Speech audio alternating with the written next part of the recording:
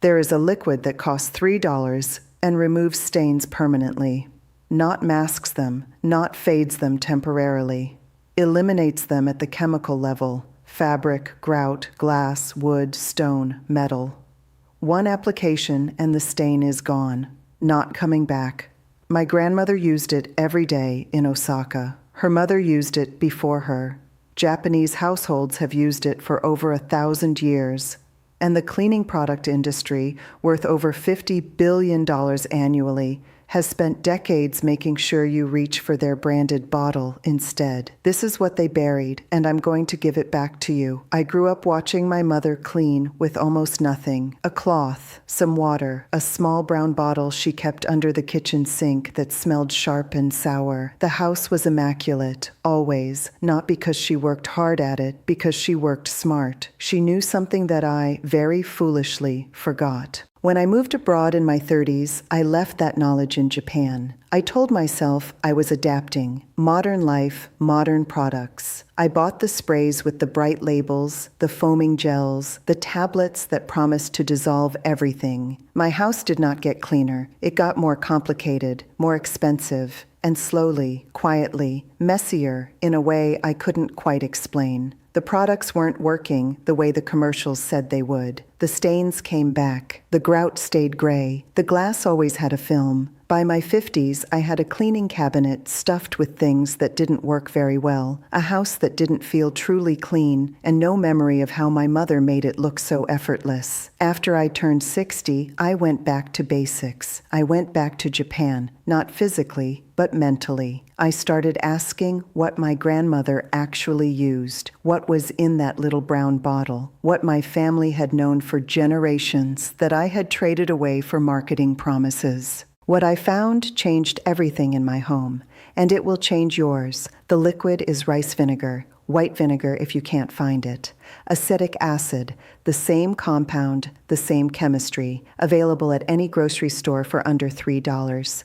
But here's what the cleaning industry does not want you to understand. It's not just an acid that cleans. It's a molecular disruptor that breaks the bond between the stain and the surface it's attached to, permanently, not chemically masked, actually severed. That distinction is everything, and it's precisely why they repackaged it, diluted it, added synthetic fragrance, poured it into a branded bottle, and charged you 12 times the price. Let me show you exactly what I mean. Stain 1, hard water and lime scale. The white crusty buildup around your faucets, inside your kettle, on your shower head, along the rim of your toilet, that is calcium carbonate, mineral deposits left behind when water evaporates. The cleaning industry sells you descaling sprays for $8 to $15 a bottle. Pull up the ingredient list on any major brand descaler. Acetic acid, right there. Sometimes citric acid, same principle, different molecule. They took a $3 bottle of vinegar, diluted it, added a blue dye and a lemon scent, and charged you $12 for the privilege of not knowing what you were buying. Undiluted white vinegar applied directly to lime scale and left for 20 minutes dissolves calcium carbonate completely. The mineral deposit doesn't get scrubbed off. It chemically dissolves. The bond between the calcium and the surface breaks. Wipe away what's left, and the surface underneath is clean to the molecular level. For the shower head specifically, the method I use every month: fill a small plastic bag with undiluted vinegar, secure it around the shower head with a rubber band so the nozzle is submerged, and leave it overnight. In the morning, every blocked hole is clear. The flow is restored. No scrubbing, no replacement. I have used the same shower head for 9 years. My grandmother did this with the kettle. Every week, I watched her as a child and thought nothing of it. It was just what you did. 30 years later, I was buying descaling tablets for $6 a pack and using them monthly with mediocre results. The tablet contains citric acid. The vinegar costs a fraction as much and works better. The industry counted on me not knowing that. Stain 2, grout. Gray, blackened grout is one of the most demoralizing stains in any home. It makes a clean bathroom look dirty. It makes a clean kitchen look neglected. And the grout cleaning products sold to fix it are, in my experience, among the most aggressively overpriced items in the cleaning aisle. Here is what actually works and what I use now. Equal parts white vinegar and baking soda, mixed into a paste the moment you need it.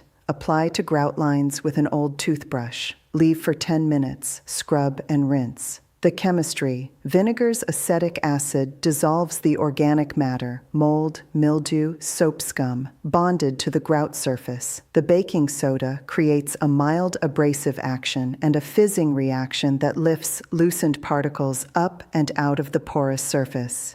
Together, they do what a $14 grout pen cannot.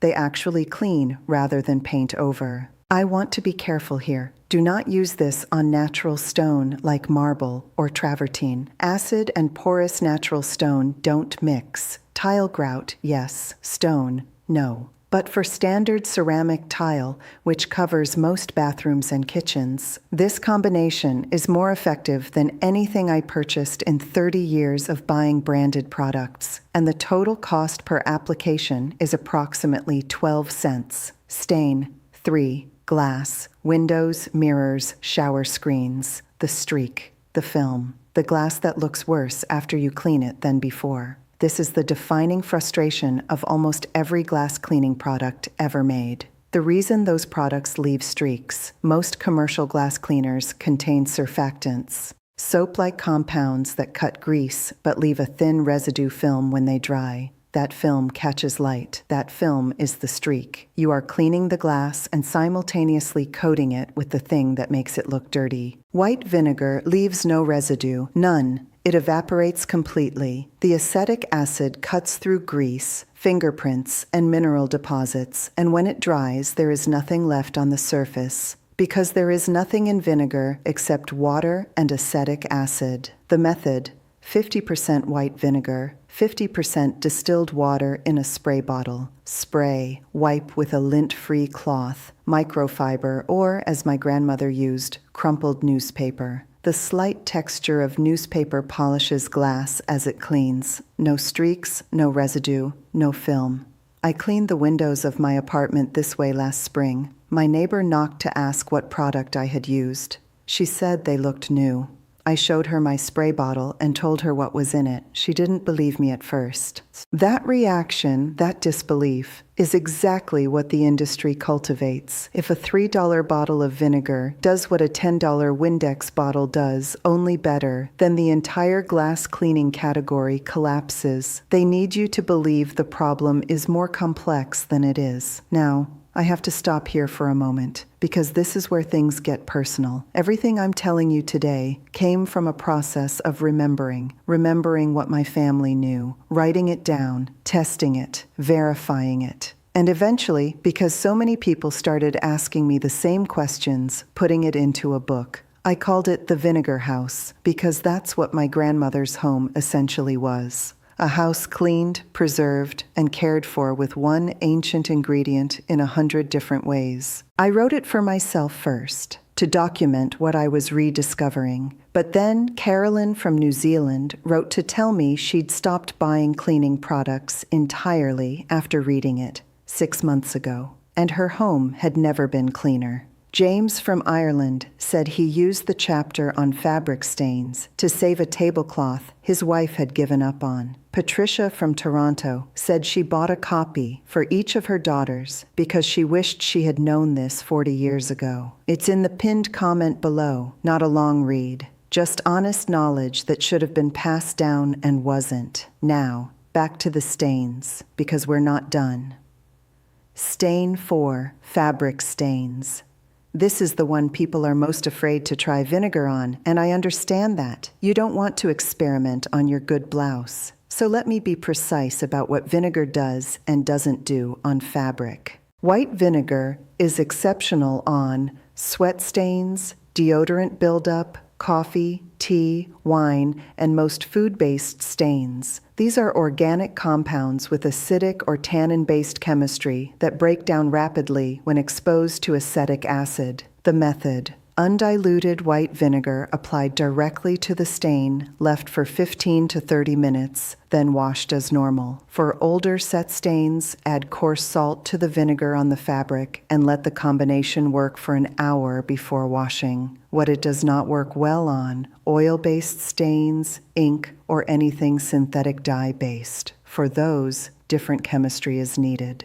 The fabric stain market is built almost entirely around the premise that you cannot trust simple solutions. The brand names, the oxy formulas, the enzymatic sprays, many of them are performing the same basic chemistry as vinegar, with additional surfactants, fragrances, and stabilizers added to justify the price point. The enzymatic products do have legitimate advantages for protein-based stains like blood and egg, I'll give them that. But for the majority of everyday fabric stains, vinegar, which my mother poured directly from the bottle, does the job.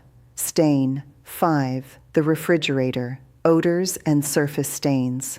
Refrigerators collect two kinds of problems: surface stains from spilled food and an ambient odor that no amount of baking soda boxes ever fully resolves. The cleaning industry sells refrigerator deodorizers, fridge wipes, and specialized interior sprays. None of them address what is actually causing the smell: bacteria colonies in the porous rubber seals, in the drain channel at the back, and in dried spills that weren't fully cleaned. White vinegar kills bacteria on contact. 5% acetic acid, the standard concentration of grocery store white vinegar, is an effective antimicrobial against the most common refrigerator contaminants. A cloth dampened with undiluted vinegar, wiped across every interior surface, including the rubber door seals, eliminates the bacterial source. The smell that vinegar leaves dissipates within 20 minutes of the refrigerator door closing. What remains is nothing. Clean air. Do this once a month. 3 minutes. The deodorizing products you've been buying treat the symptom. This treats the cause. Stain 6. Cutting boards. This one matters for your health in ways that most people genuinely don't think about. Wooden and plastic cutting boards carry bacteria in their surface cuts and grooves, particularly after raw meat, fish, or unwashed vegetables. Commercial cutting board sanitizers exist, are expensive, and contain compounds you probably don't want near food surfaces. White vinegar applied undiluted to a cutting board surface, left for 5 minutes, then rinsed with hot water, kills the surface bacteria without leaving any chemical residue, because it's food safe. Because it's literally a food product. For wooden boards specifically, after the vinegar treatment, rub the surface with coarse salt and the cut half of a lemon, then rinse. The salt acts as an abrasive. The lemon adds additional antimicrobial citric acid and lifts any residual organic matter from the wood grain. Your cutting board comes out sanitized, deodorized, and with the wood fibers slightly refreshed. My mother did this every evening after dinner. I watched her do it 1,000 times. I used a plastic board with antibacterial spray for 25 years before I remembered. The spray was fine, but her way was better. Stain 7. Coffee and tea. Stains in cups and pots. The brown ring inside your favorite mug. The dark staining inside a teapot or glass carafe. These are tannin deposits, the same compounds that give tea and coffee their color, left behind when liquid evaporates. Commercial mug cleaners, denture tablets, and pot and pan cleaning powders are all solving the same problem through the same basic chemistry: a mild acid or oxidizing agent that breaks the tannin bond with the ceramic or glass surface. White vinegar and baking soda together. Fill the stained vessel with warm water, add 2 tablespoons of white vinegar and 1 tablespoon of baking soda. Let it sit for 30 minutes, then scrub lightly with a soft cloth.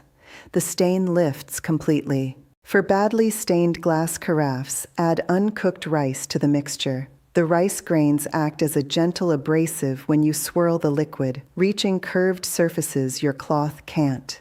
I use my grandmother's teapot. It's older than I am. The inside is still pale. This is why. What this is really about.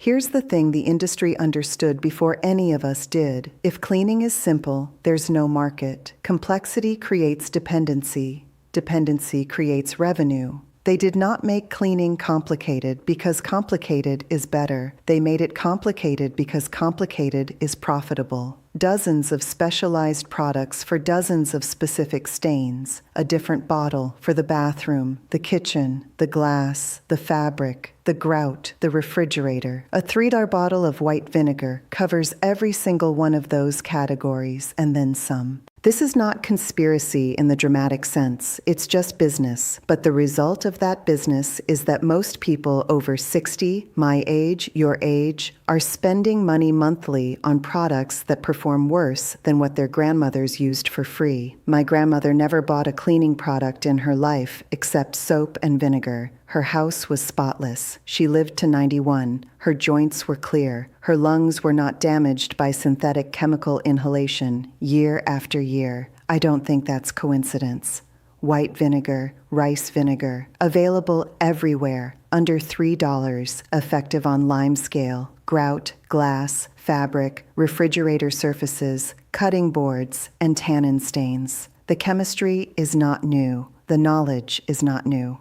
What's new is the number of people who have forgotten it, and the number of companies that profit from that forgetting. You don't have to forget anymore. The Vinegar House is in the pinned comment, the full record of everything my family knew and I spent 30 years relearning. And I'll see you in the next video.